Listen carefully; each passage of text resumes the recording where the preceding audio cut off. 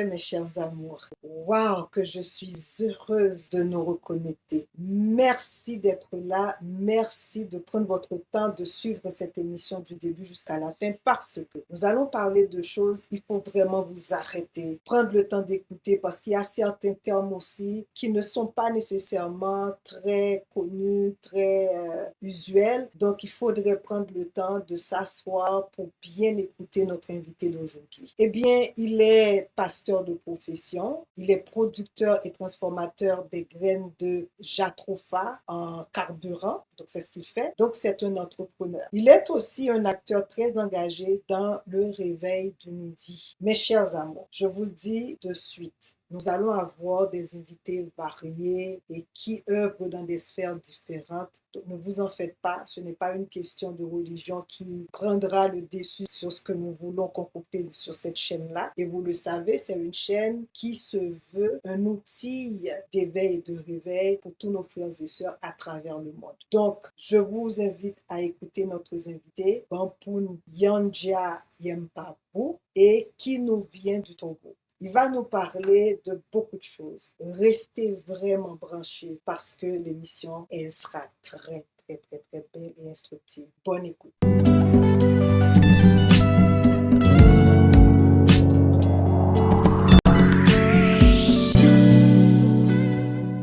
Alors, mes chers amours, je suis heureuse d'être là avec vous. Comme je l'ai dit en intro, nous allons rencontrer un invité exceptionnel, un invité que j'adore discuter avec lui, je dois vous l'avouer, parce que nos échanges sont toujours très intellectuels, très poussés, très profonds. Donc, je vais vous introduire de suite Monsieur Bampoun Yandja Yempabu et il est là avec nous déjà bien préparé, bien assis pour la suite des choses. Alors, Monsieur Bampoun, comment ça va? Comment allez-vous? Je vais hyper bien par la grâce de l'incréé et les énergies des ancêtres. Je vais hyper bien. Je suis très honoré. J'ai un honneur singulier d'ailleurs de vous avoir ce soir et d'être votre invité. Merci beaucoup. Mais là, je vais faire comme je le fais avec tous mes invités. On va laisser le vous, hein? On va laisser le vous pour les Français et toutes les personnes qui aiment trop les protocoles. Je vais vous demander la permission de vous tutoyer pendant toute l'interview. Alors, est-ce que vous me donnez cette permission de le faire? Sans souci, ma précieuse sœur, je crois que c'est la meilleure façon d'ailleurs parce que ça brise les barrières, ça brise les murs et nous nous retrouvons en famille et en famille, le lait sale se lave. Exactement. Alors, on va le faire avec beaucoup d'amour et le sourire, bien entendu, parce que on peut parler de choses sérieuses tout en ayant un peu de désinvolture. Ça aide avec tous les drames qui se passent à travers ce monde-là. Alors, Exact. il y a deux termes, il y a deux concepts qui sont galvanisés ces derniers temps. On parle beaucoup d'éveil et de réveil. Alors, avant d'aller en profondeur avec notre échange, je vais te demander comment tu perçois, comment toi tu définis ce concept d'éveil, ensuite de réveil pour le peuple de Kama. Merci beaucoup, ma sœur. Je suis encore très ravi d'être ton invité spécial ce soir pour en tout cas répondre à cette question de ma sœur qui l'éveille. Selon moi, pour pouvoir mieux répondre à cette question, il nous faut l'aborder avec une approche beaucoup plus métaphysique. Il nous faut aller au principe des choses au lieu de nous baser sur le fait des choses. Alors, pour moi, l'éveil n'est rien d'autre que l'expansion de la conscience vers l'extérieur, de l'intérieur vers l'extérieur. Et si vous me permettez, l'homme n'est pas seulement que physique au corps. L'homme est avant tout âme et esprit aussi. Et en métaphysique, on parle de la préexistence des choses. Et je crois que même dans la Bible, Genèse 1, le verset 26 à 27, il y a une métaphore métaphysique qui est glissée là. On dit, Dieu dit, créons l'homme à notre image et à notre ressemblance. Que Dieu créa l'homme à son image et à sa ressemblance. Dieu créa l'homme et la femme. Et nous savons, dans d'autres passages, on nous dit que Dieu est esprit pour que ceux qui doivent l'adorent en esprit et en vérité. Alors, nous voyons également dans Genèse 2, le verset verset 7, une autre métaphore est glissée là. Dieu forma l'homme maintenant avec la poussière de la terre. Alors, il y a un distinguo entre la création et la formation. Et moi, je trouve que la création est la préexistence et la formation est l'existence. Maintenant, lorsque la préexistence vient dans l'existence, alors c'est surtout comme une prison.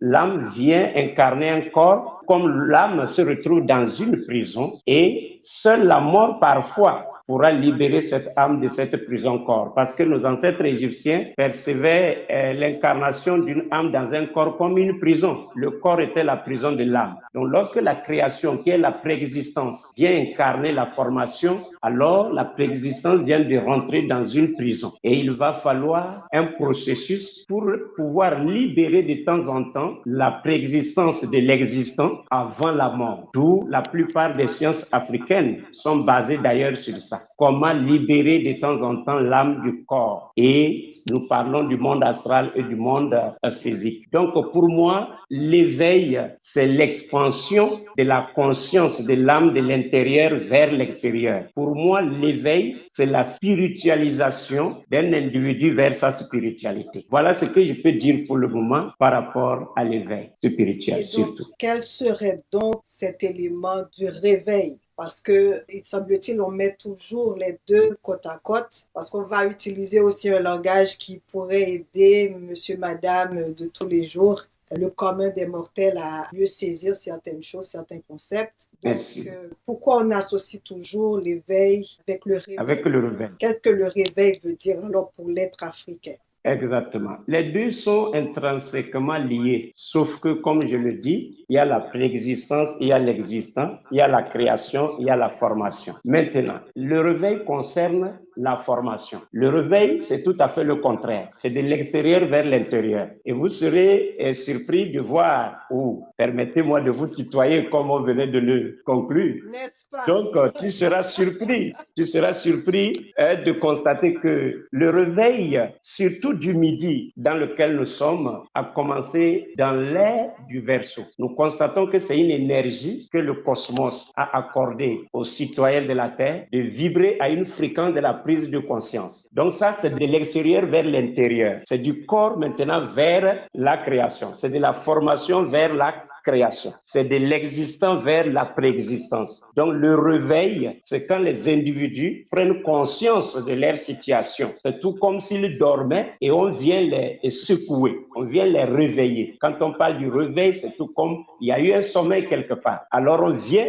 quelqu'un ne dort pas comme ça, souvent c'est quelque chose qui vient le bouger et puis se réveille. Souvent quand l'homme est fatigué, soit il met son système en mode réveil, qui va donner une sonnerie pour le réveiller. Donc ça vient de l'extérieur vers l'intérieur. Et dans ce réveil du midi, c'est l'univers lui-même, parce que nous sommes dans une roue stellaire qu'on appelle communément le zodiaque, et l'humanité vient de basculer de l'ère des poissons à l'ère du Verseau. Et dans cette ère du Verseau, la Terre a vibré à une fréquence de la prise de conscience. Donc les individus se rendent à l'évidence qu'il faut retourner à la préexistence des choses, il faut retourner à la réalité des choses, et au lieu de se contenter des enveloppes ou des fables. C'est pourquoi tout le monde veut la vérité. Et ce réveil a été prédit. On a glissé ces passages-là sous forme de métaphores dans la Bible où Jésus a dit, vous connaîtrez la vérité et la vérité vous affranchira. Bon, habituellement, vous allez voir là-bas que le peuple a posé la question à Jésus, mais nous n'avons jamais été esclaves de personne. C'est là que vous allez comprendre, ou tu vas comprendre que, en réalité, l'esclavage dont il était question, c'était la création dans la formation. C'était la préexistence dans l'existence. C'était une prison. Alors, quiconque est dans un corps est déjà esclave. Et il va falloir le chemin de la spiritualité pour libérer la création de la formation avant la mort. Moi, j'appelle ça communément la libération extraordinaire. Parce que, ordinairement, il faut attendre la mort pour que l'âme soit libérée du corps. Mais il y a un chemin, il y a une science, sinon des sciences qui peuvent permettre à l'homme de sortir, que l'âme puisse être libérée du corps de temps en temps. Donc voilà ce que je peux dire par rapport à l'éveil et au réveil. Mais là maintenant, et tu as mentionné beaucoup de versets et tu as parlé de métaphores, de l'esclavage et tout ça. On a fait comprendre aux chrétiens on parlait des Égyptiens qui avaient mis les Juifs en esclavage. Et là, tu parles, ce n'était qu'une métaphore. Alors, est-ce que ça veut dire qu'il n'y avait pas eu de Juifs esclaves, comme on l'a prétendument dit dans la Bible, ou que les gens l'ont interprété? Merci beaucoup, ma sœur, pour cette question très fondamentale. En tant que pasteur, je suis en train d'imaginer comment... Je suis un pasteur désaliéné, il faut que je le précise. Je ne suis plus dans le canevas de la religion religieuse ou le système impérialiste. Je ne suis pas un prêtre à la Léopold II, mais je suis un prêtre du Midi. Et le prêtre du Midi va utiliser le même protocole, mais d'une manière pour pouvoir libérer les gens qui ont été embrigadés, emprisonnés avec le protocole de Léopold II. Nul n'est sans savoir que c'était un évangile fabriqué de toutes pièces. Et dans son discours, vous pouvez lire entre les lignes, il dit: ne leur parlez pas de Dieu, ils en savent mieux que vous. Donc, dites-leur seulement de ne pas aimer le monde, ni les choses qui sont dans le monde. Si quelqu'un aime le monde, l'amour de Dieu n'est point en lui. Donc, il faut les désintéresser des choses de la terre et qu'ils regardent le ciel. Il y aura même un enlèvement. Amenez-les à se désintéresser de la terre. Bon, je ne suis pas de cette catégorie de pasteurs et je suis un pasteur affranchi et j'ai un leader que, si tu me permets, je vais lui mentionner ici d'ailleurs, c'est le révérend docteur Ake, parce que dans la vie, chaque individu doit avoir une référence. C'est quelqu'un que j'ai apprécié, c'est quelqu'un que j'apprécie pour sa position, son franc-parler, son courage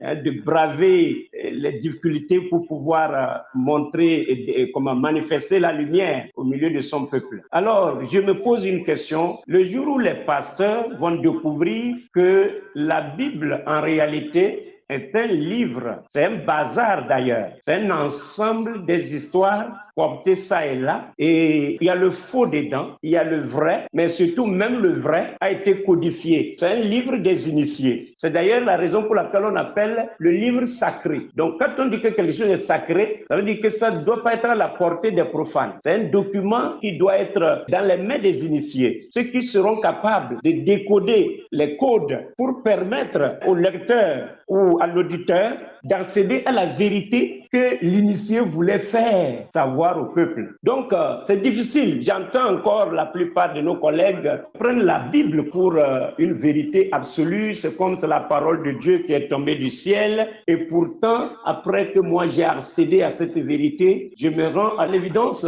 que tout est code. Tout est code dans la Bible. Tout est métaphore dans la Bible. Et pourquoi les écrivains, ceux qui ont écrit ces histoires, ont glissé des métaphores? D'abord, le mot métaphore, tout le monde le sait, c'est le transport. Métaphore à transporter. Donc, ils ont glissé des choses pour transporter le lecteur au-delà du raisonnement et de la logique. Parce qu'on se rend compte que souvent l'homme aime raisonner. Si ceci n'est pas ça, alors ce n'est pas ça. Ceci doit être comme ça pour que ça soit ça. Alors, ceux qui ont écrit cette histoire, ils ont glissé des métaphores pour faire transporter le lecteur dans une dimension au-delà du raisonnement, au-delà de la logique. Et l'individu est obligé. C'est d'ailleurs la raison pour laquelle nos parents avaient l'habitude de nous raconter les contes. Et ils mettaient des symboliques. Ils vont mettre Alors, dans les contes, nos parents avaient l'habitude de nous donner des contes comment vous appelez? Voilà. C'est la connexion, n'est-ce pas? OK. Nos parents mettaient des symboliques pour faire quoi avec ces symboles? Donc, ils mettaient, on va parler des liènes,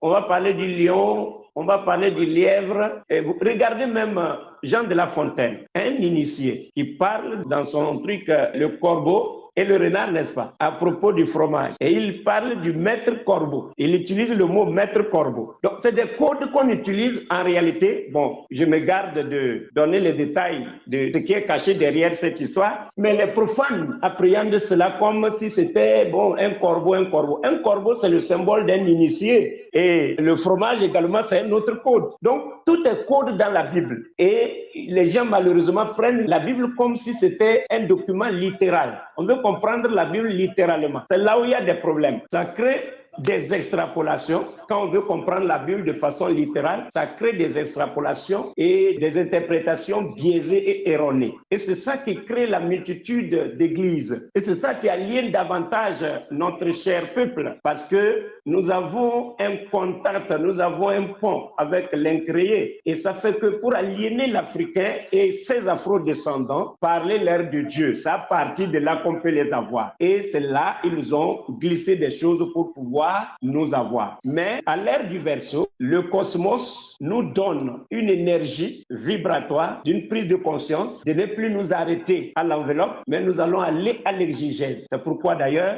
je parle ici des métaphores qu'il faut ramener par terre. Je parle des codes qu'il faut décoder pour permettre à ceux à qui cette vérité est destinée de pouvoir l'appréhender de façon intégrale. Donc, si je comprends, là, tu nous dis que la Bible doit être conservée comme un instrument qui pourrait aider le peuple kémite à se réveiller. Est-ce que c'est ça que tu veux nous dire? Donc, contrairement à ce que les frères et les sœurs qui retournent vers Al-Keboulan disent que, puisque c'est la baliverne, c'est mensonger, est-ce que l'être africain devrait se baser sur un livre qu'on sait qui a été décortiqué, ajouté, enlevé et qu'on a fait du n'importe quoi avec? Est-ce qu'on devrait garder ça comme un instrument de réveil? Exactement, c'est l'erreur que nous ne devons pas commettre. Je ne le dis pas parce que je suis pasteur. Je dis vouloir jeter la Bible, c'est tout comme jeter le bébé avec le bain. C'est une erreur grossière. Ce n'est pas parce que nous ne comprenons pas le langage de la Bible que nous allons croire que tout est baliverne. Je crois avoir été clair en disant que je reconnais qu'il y a des ajouts dedans. Il y a des versets qu'on a glissés subtilement pour aliéner, pour endormir, pour amener les gens à se désintéresser. Mais il y a la réalité dedans. Il y a des choses qui sont codifiées. Ce qui est réel là même est codifié. Et il y a une histoire réelle qui est cachée derrière ça. Et cette histoire n'est autre que notre propre histoire. Donc dire qu'on doit jeter cette Bible, alors là, c'est comme si c'est nous jeter avec. Et c'est pourquoi je parle du bébé avec le bain. On jette le bain, mais on ne jette pas le bébé, puisqu'on vient de lui débarrasser des saletés. Donc, ce qu'il faut faire, c'est en tout cas de rentrer dans la dimension de l'initié pour être en mesure de décoder les parties vraies qui sont codifiées et être en mesure aussi d'enlever les mensonges, glisser ça et là de façon subtile pour pouvoir endormir la conscience du peuple. Sinon que c'est un outil très fondamental. Alors, de quelle Bible parle-t-on? Est-ce qu'on parle de cette Bible-là qui a été aussi modifiée pour les esclaves? Parce qu'on a pu trouver aussi cette Bible où on avait clairement dit aux esclaves de faire ci, de faire ça. Et l'autre Bible, les maîtres utilisaient pour justement se donner la bonne conscience d'esclavagiser nos frères. Qui nous va faire ce travail de démêler lorsqu'on a toutes ces églises qui pilule sur nos territoires. Exactement,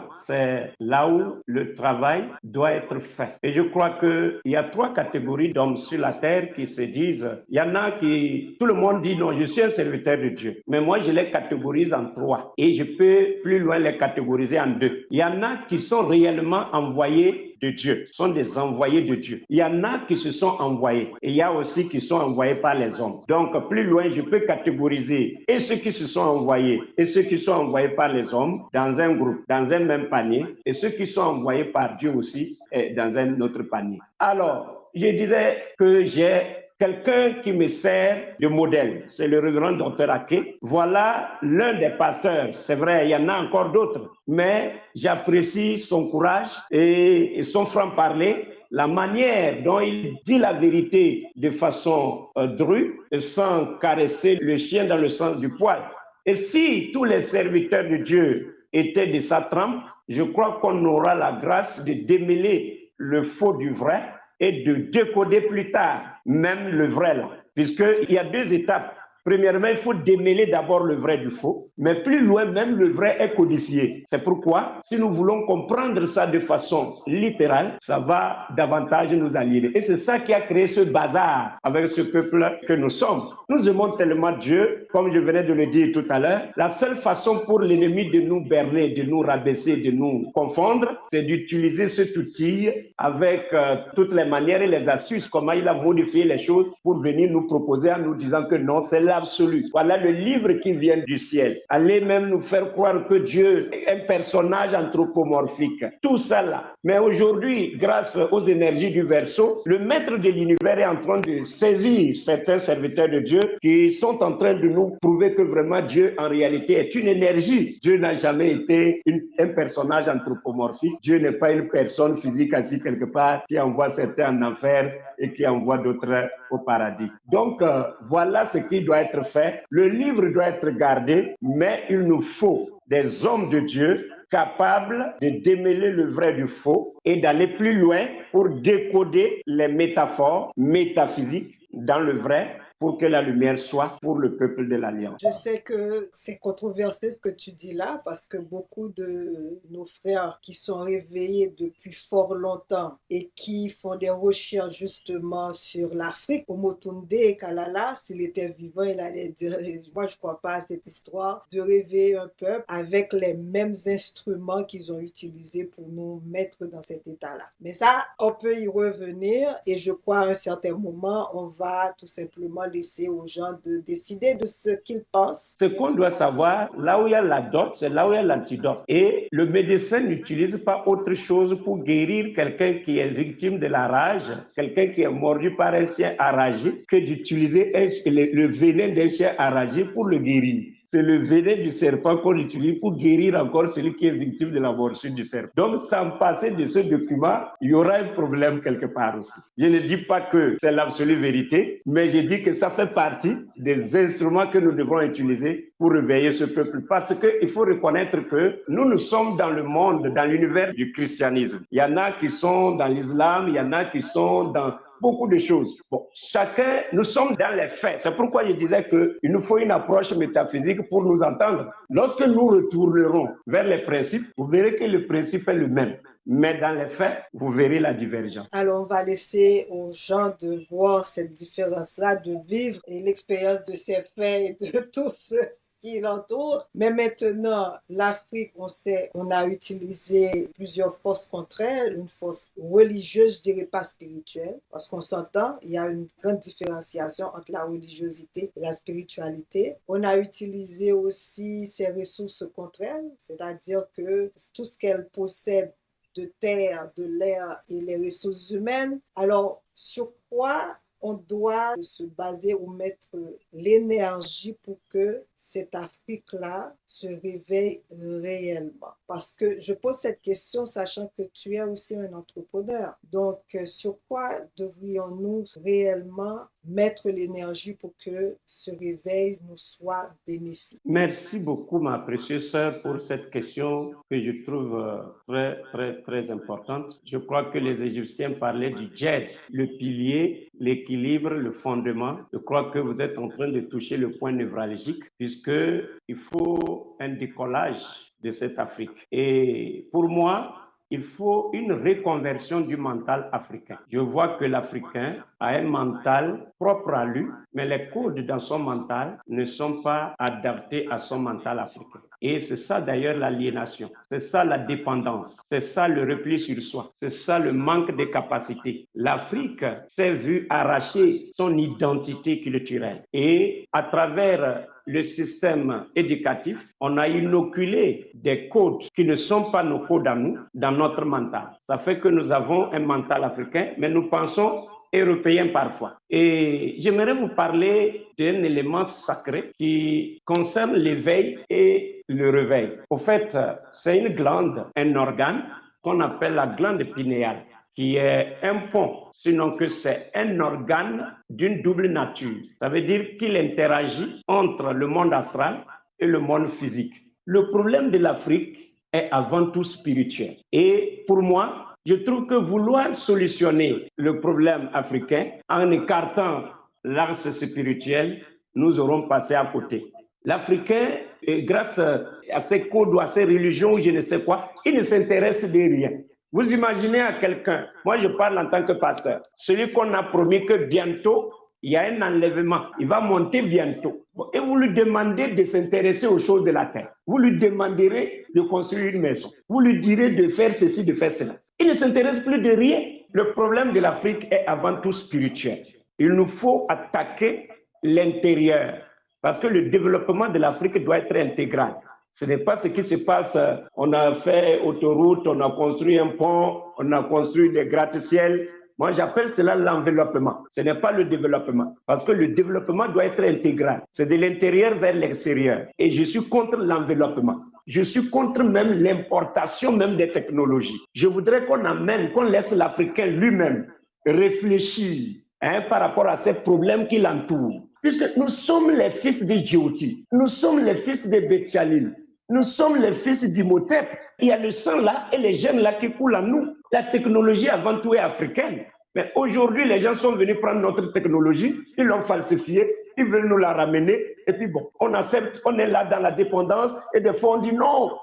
Il y a Senghor même qui a parlé le français mieux qu'un français. Ça, vous voyez tous ces balivernes-là, ça m'énerve des fois. Vous ne pouvez pas poursuivre le poisson dans l'eau pour le concurrencer. Nous devrons être dans notre propre réalité. Nous devons être dans notre élément. Nous devons être dans notre domaine de prédilection. Et comme un bon médecin, pour guérir une plaie, il ne s'agit pas de bander la plaie avec du sparadrap, mais il faut attaquer l'intérieur avec les antibiotiques. D'où la nécessité pour nous de régler le problème identitaire, le problème culturel, le problème spirituel de l'Afrique. Parce que quand on prend l'identité de quelqu'un, on a pris la force de cette personne. Et malheureusement, l'Afrique se retrouve sans force parce que elle est tout sauf elle-même. Nous n'avons plus notre propre identité. Nous voulons réapproprier notre identité culturelle et spirituelle qui faisait de nous. Nous voulons être nous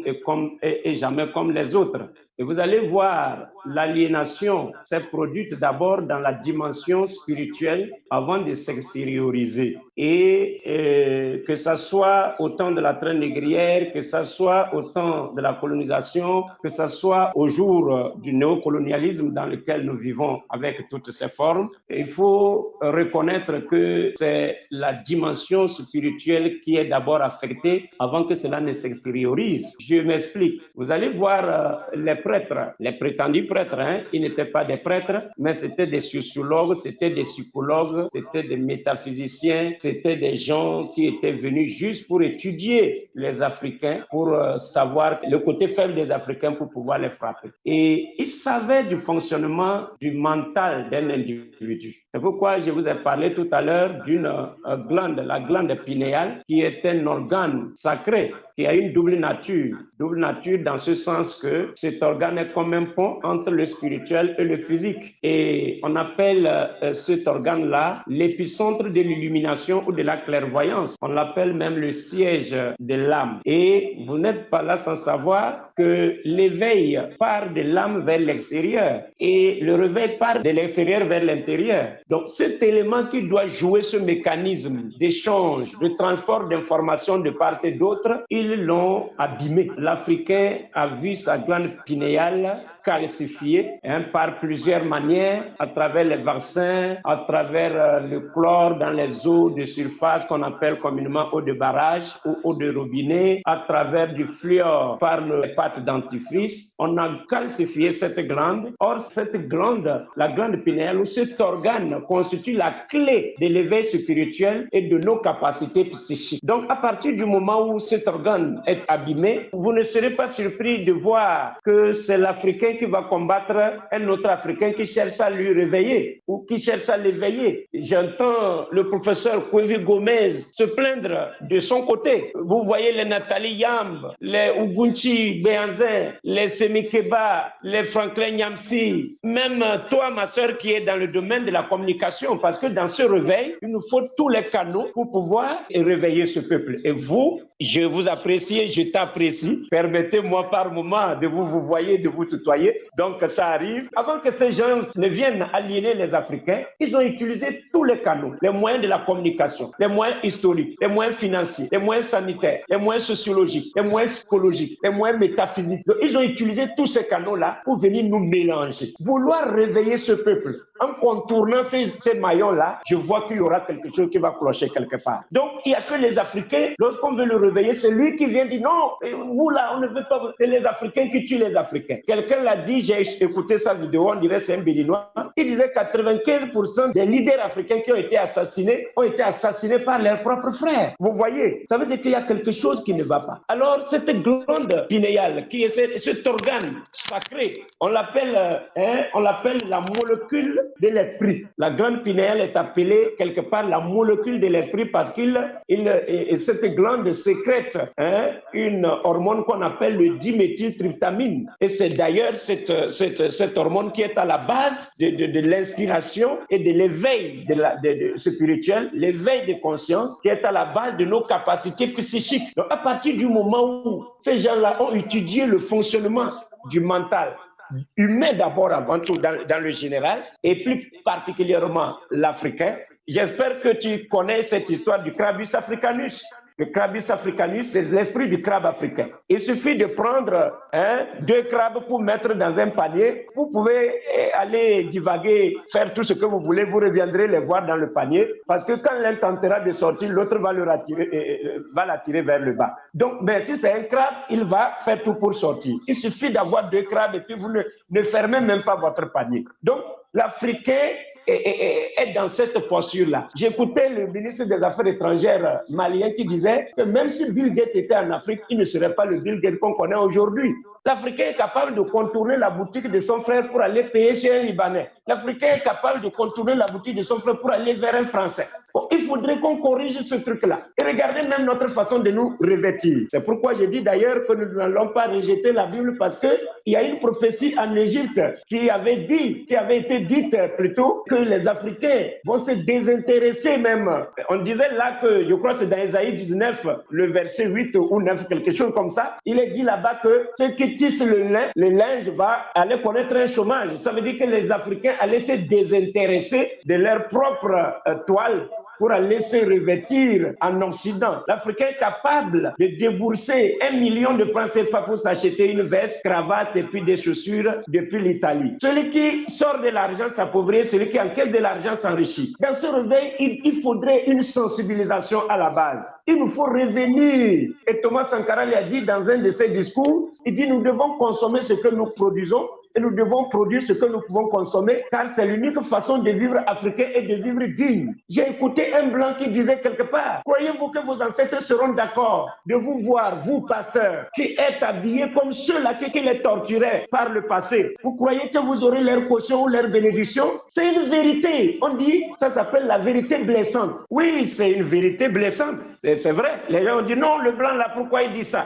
Mon pasteur, le révérend docteur Aki, a l'habitude de dire que même si Satan dit la vérité, il faut l'admettre. Ce n'est pas parce que ça sort de la bouche de Satan que tu vas dire non, comme c'est Satan qui parle, ce n'est pas vrai. Bon, comme un pasteur qui est en veste cravatée, et ceux qui torturaient nos ancêtres étaient en veste cravatée, il peut avoir la bénédiction de ses ancêtres. Ça ne marchera pas. Il y a un problème. Donc ça, c'est une vérité. Il faut revenir à notre façon, à nous de nous revêtir pour nous faire de l'économie. Le coton est produit en Afrique, les fils sont produits en Afrique et les pailles sont tissées en Afrique, les couturiers sont africains et au bout du fil, c'est l'Afrique qui gagne. Parce que dans ce réveil, il faut aussi l'économie. Et nous n'avons pas, et c'est nous qui dépensons. On est allé décréter des fêtes bizarres, dis donc Noël, bonne année. Et puis actuellement, les gens se plaignent, ils ont décrété même un mot qui n'existe pas dans le dictionnaire français, la janviose. Il y a une maladie qu'on appelle la janviose. Ça veut dire qu'après janvier, il y aura des problèmes financiers qu'on sort. Tout comme si on les a forcés de fêter la bonne année ou je ne sais même pas. D'ailleurs, ce n'est pas la fin de l'année. Moi, selon moi, actuellement dans ce réveil, je suis le processus du cosmos. Pour moi, c'est l'équinoxe du printemps qui marque une nouvelle énergie pour le cosmos. Donc, cette baliverne de Noël, Jésus est né quand, la fin de l'année, il faut dépenser, payer les jouets aux enfants. Si je vous dis, si on va faire les statistiques des montants qui sont sortis pour aller en Chine, pour acheter des jouets pour les bébés, vous verrez que l'Afrique a dépensé des milliers de milliards. Et celui qui dépense s'appauvrit, celui qui encaisse s'enrichit. Donc il faudrait que l'Africain soit d'abord traité spirituellement avant que cela ne se reflète dans le physique. Donc dans ce réveil, je suis d'accord qu'il nous faut nous appuyer sur un point pour pouvoir nous relever. mais je crois que c'est le problème identitaire, le problème culturel, parce que nous ne sommes plus nous-mêmes, nous ne sommes plus dans notre réalité. Et je prends un exemple banal, je parle des 4 éléments, la terre, l'air, le feu, ainsi que l'eau. Les oiseaux sont dans l'air. Vous imaginez un oiseau qui se permet de descendre dans l'eau pour concurrencer un poisson. Vous imaginez un humain qui rentre dans l'eau pour concurrencer un poisson. Chacun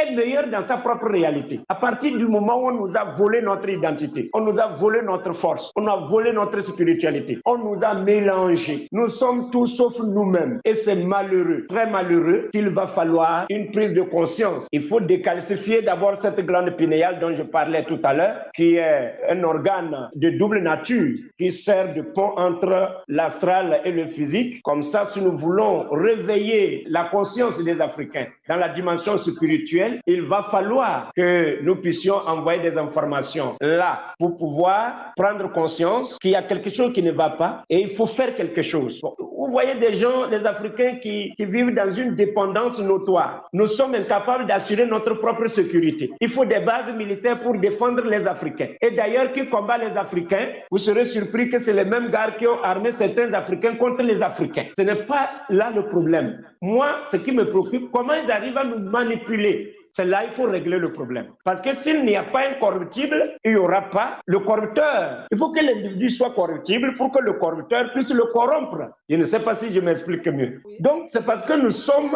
séductibles, nous sommes corruptibles, nous sommes manipulables, nous sommes, je ne sais pas. Et quand on se pose des questions, pourquoi ces choses? C'est pourquoi j'ai cité cet élément, la glande pinéale. Il faut la décalcifier, il faut tarir la source qui l'abîme. Donc, nous devons, en tout cas, nous priver de ces éléments qui l'abîment. Et après cela, ceux qui sont déjà victimes de la calcification de cette glande pinéale, qui est l'épicentre de l'illumination ou la clé de l'éveil spirituel et de nos capacités psychiques, il faut utiliser le jus de tamarin. Vous pouvez le libérer le fluor, libérer le chlore à travers l'urine. Et pour ceux qui sont de l'autre côté, vous pouvez utiliser le vinaigre de cidre, l'associer dans votre alimentation. Ça va vous permettre de libérer l'ion et le chlore. Et même si vous avez reçu ces éléments-là à travers un vaccin, ça va vous permettre de libérer cela. Et c'est comme cela, la glande pinéale va se décalcifier. Une fois décalcifiée, c'est tout comme si une pile électrique qui est victime de la rouille. Donc, les douilles sont rouillées et ça fait que l'énergie ne passe plus bien. Donc, lorsque la glande pinéale est décalcifiée, vous verrez que les Africains vont émettre, c'est comme un signal. La glande pinéale est comme un élément qui donne un signal.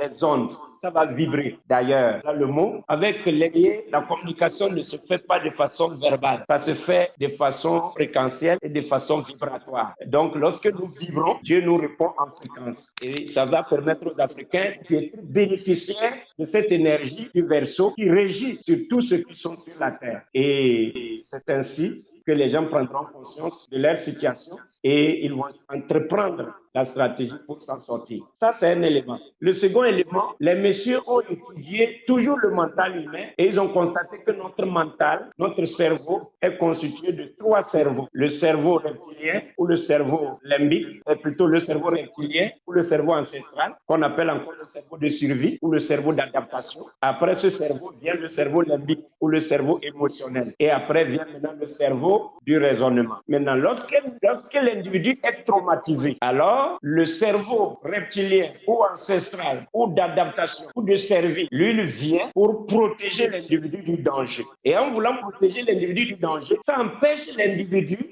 ça empêche maintenant le cerveau émotionnel et le cerveau de la raison d'interagir. Donc, le cerveau de la raison, c'est le cerveau néocortex ou le cerveau cortical. Donc, lorsque les deux sont saturés, ils n'arrivent plus à interagir, l'émotion et le raisonnement, alors l'individu tombe dans le délire. L'individu est dans l'aliénation. L'individu est dans un déséquilibre vibratoire. L'individu est dans une dissonance cognitive. C'est de la folie. Et l'Africain, apparemment, tous les Africains sont fous.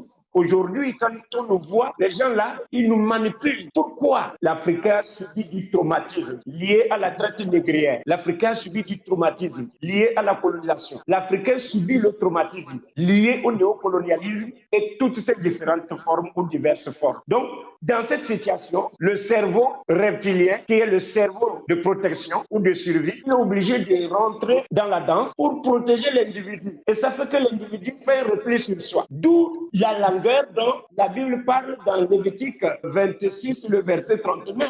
Il dit ceux qui survivront seront frappés de langueur. La langueur, c'est le macaque, c'est le dépérissement, c'est la putréfaction de la pensée, c'est la décadence ou la dissonance cognitive. Donc, apparemment, c'est comme ça ne va plus. Donc, voilà le second élément sur lequel ils se sont basés pour nous confondre. Tout ça, là, c'est la dimension spirituelle. Troisièmement, j'ai une information qui dit que les messieurs là nous ont introduit une molécule qu'on appelle du phosphatase qui pousse la mémoire à l'oubli. Ça fait que la mémoire oublie. La question que je me pose, qu'est-ce qu'ils veulent qu'on oublie? Qu'est-ce qu'ils nous ont fait de mal et qu'ils veulent qu'on oublie en nous introduisant du phosphatase? Pourquoi je donne toutes ces informations-là? Parce que pour guérir un mal, il faut d'abord découvrir ses origines. Nous souffrons d'un mal et apparemment le diagnostic, l'Africain a besoin d'une analyse canalistique pour pouvoir découvrir d'où origine le mal. Et c'est là, aucun vrai médecin n'a jamais pu soigner un patient sans avoir découvert l'origine, ce qui a causé le mal. Je donne cet exemple, quelqu'un qui souffre du diabète. Il faut que le médecin sache qu'il souffre du diabète d'abord, avant de lui dire, comme j'ai entamé le traitement, tu dois te priver de la consommation du sucre. Donc si nous ne savons pas d'où viennent nos problèmes, nous ne saurons pas nous guérir. C'est pourquoi j'identifie ces points-là. Et le quatrième point, ça concerne la jeunesse. Il me semble que c'est Platon lui-même qui a dit, et ce monsieur-là, il est le premier à visiter nos ancêtres en Égypte. Il a dit que pour contrôler un peuple, il faut contrôler sa musique. Et apparemment, c'est comme ça ne veut rien dire. Mais quand nous rentrons dans la dimension de la communication avec l'incréé, qui se passe en fréquence et en vibration, là, nous devrons nous intéresser de sa déclaration. C'est là que nous nous sommes rendus à l'évidence que dans la musique, il y a une fréquence qui élève l'âme, comme on parle de l'éveil. Cette fréquence va consister à développer la conscience de l'âme de l'intérieur vers l'extérieur. C'est la fréquence 432 Hz. Mais bien, contrairement, il y a une autre fréquence qui endort la conscience, qui a peur les individus. C'est la fréquence 440 Hz. Et c'est les Américains qui ont développé cette stratégie-là. Donc, voilà les 4 éléments que je trouve très importants qu'il faudrait parler aux Africains dans la sensibilisation afin que nous puissions prendre conscience. Nos ancêtres se brossaient les dents avec du charbon, etc.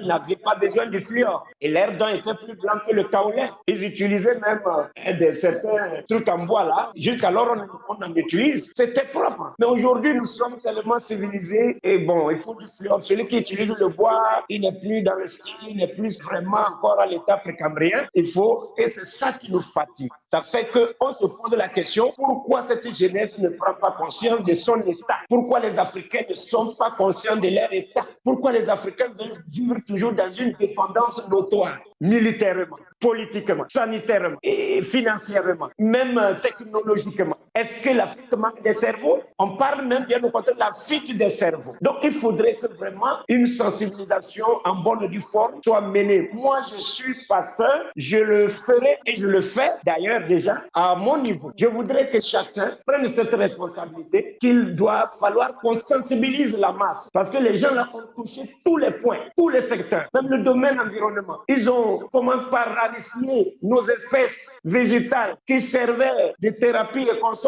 Parce que la pharmacie de l'Africain, c'était les arbres. Ils sont venus remplacer nos espèces végétales qui nous servaient dans la médecine par les eucalyptus, par les cassias, siaméas, qui nous boivent de l'eau inutilement, qui détruisent nos sols. Il faut toucher le secteur environnement, les hauts et forêts. Donc, la sensibilisation, j'interpelle chaque Africain que je ne sais pas, garde-forêt, hauts et forêt m'écoutent, qu'ils puissent prendre conscience et dire à son gouvernement ou à son supérieur, planter c'est bon, mais savoir planter c'est meilleur. D'ailleurs, j'informe aux gens que je suis également dans ce domaine parce que dans mon niveau ici, à notre niveau ici, dans mon environnement ici, l'espèce végétale prisée, c'était le néré qui nous donne de la moutarde et de qualité, qui nous donne le beurre de qualité. Ces espèces deviennent rares. Nos enfants risquent de ne pas savoir ce qu'on appelle arbre karité et pourtant, le beurre de qualité que les messieurs sont venus nous décourager la consommation consommation et l'usage. 1 kg du beurre de karité au marché mondial chez Alibaba coûte 20 000 francs CFA. Combien ils viennent prendre le bol? 3 kilos, ils nous prennent ça à 250 francs. Et ils ont découragé les Africains. Quand tu consommes le beurre de karité, toi tu es déphasé. Il faut qu'on se réveille là. Voilà ce qui me révolte moi. Quand je reverrai les Africains prendre conscience qu'il faut revenir à la source, parce que la seule façon de nous retrouver quand tu te perds, c'est de retrouver à la jonction et de trouver un vrai guide. Et le verso, avec ses énergies, c'est le vrai guide. Alors voilà, beaucoup de choses ont été dites. Il est clair, je vais vous dire de suite, parce que je sais que certains m'avaient déjà dit, tu as déjà invité un pasteur, là tu invites 2 pasteurs et les autres. Je vais vous dire, je vais avoir d'autres invités, on va avoir des prêtres, on va avoir des prêtres aussi du vaudou, des prêtres catholiques, tout ce que vous voulez, ok? Comme je l'ai dit, on est dans un espace qui nous permet de discuter, de parler sur des choses qui nous concernent et surtout de nous éveiller, nous réveiller afin que nous puissions justement redevenir nous-mêmes. Je crois que Bampoun a dit ça à maintes reprises, il nous a carrément martelé avec ça et c'est bien le cas, c'est ce que nous voulons faire. Alors ne vous en faites pas, la parole est donnée à tout le monde, des personnes qui sont plus connues, à des personnes qui sont moins connues et à monsieur, madame, tout le monde qui, par leurs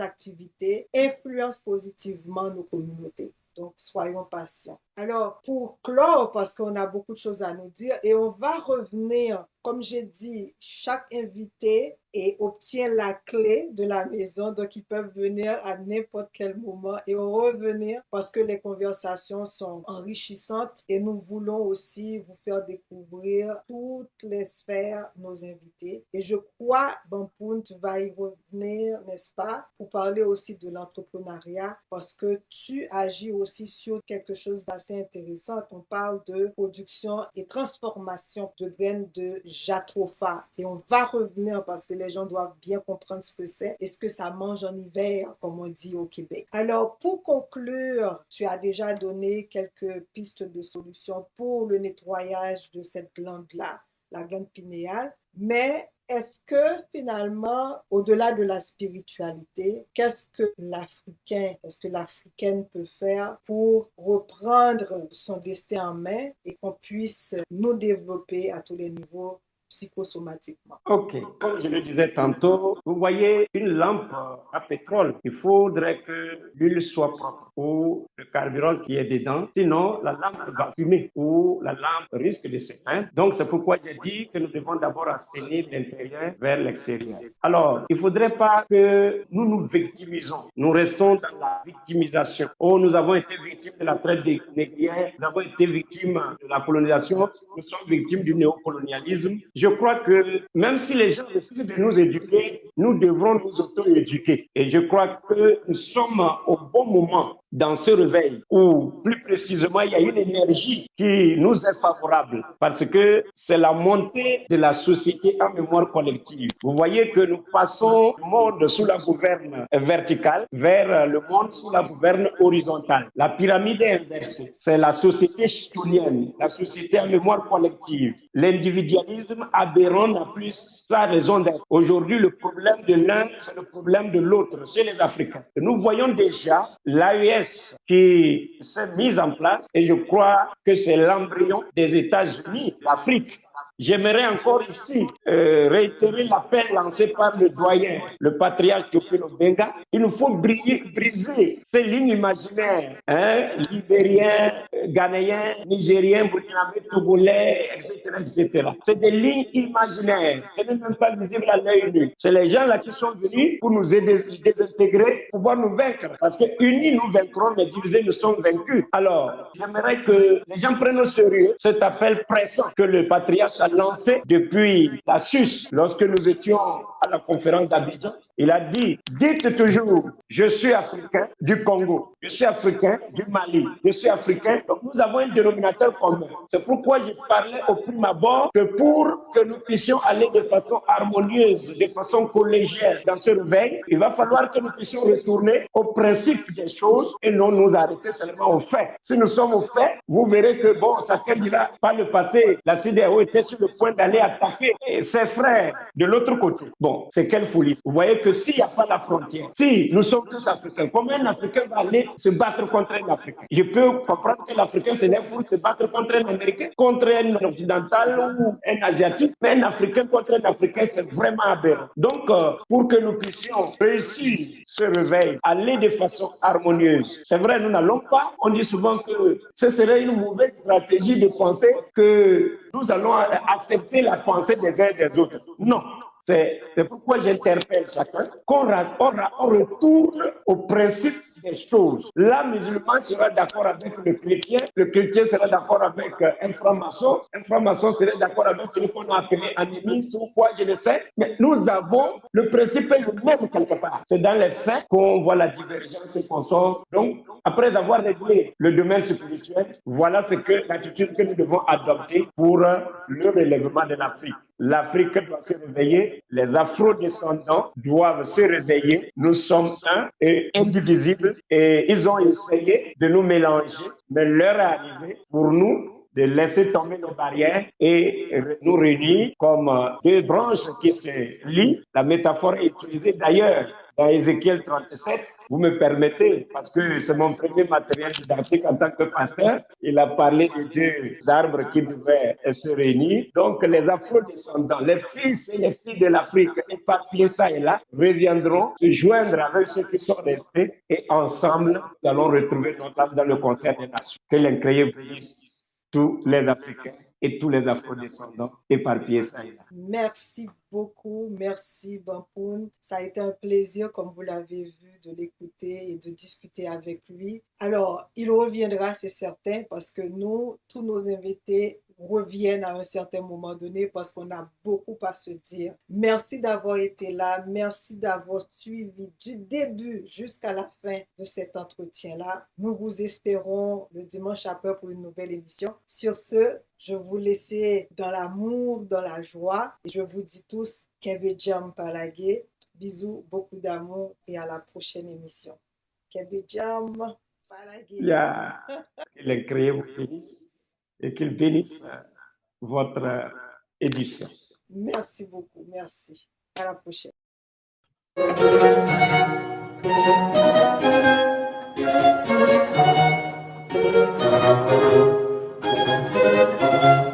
Thank you.